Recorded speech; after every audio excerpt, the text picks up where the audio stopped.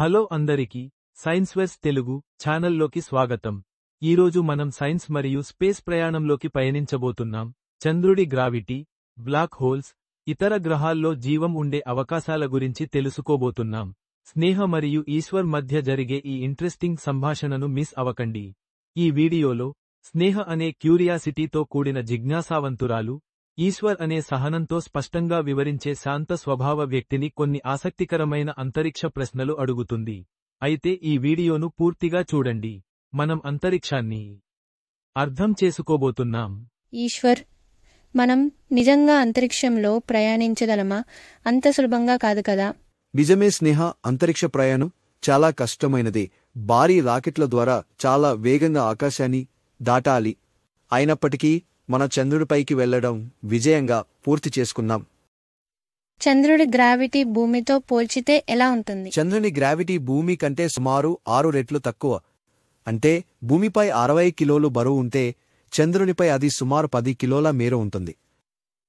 అవును, తక్కువ గ్రావిటీ వల్ల మీరు భూమితో పోల్చితే 3 రెట్లు ఎక్కువ ఎత్తుకు జంప్ చేయవచ్చు. అక్కడ జంప్ చేస్తే ఎక్కువ ఎగిరిపోవచ్చు కదా. బ్లాక్ హోల్స్ అంటే ఏమిటి? అవి ప్రమాదకరమా? బ్లాక్ హోల్ అంటే చాలా బలమైన ఆకర్షణ శక్తి కలిగిన ఖగోళ వస్తువు. దాని దగ్గరికి వెళ్లిన వస్తువులు పొడవుగా స్పగెట్టిగా మారిపోతాయి.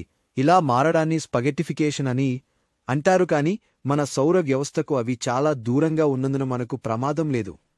మరిన్ని గ్రహాల్లో జీవితం ఉండే అవకాశం ఉందా?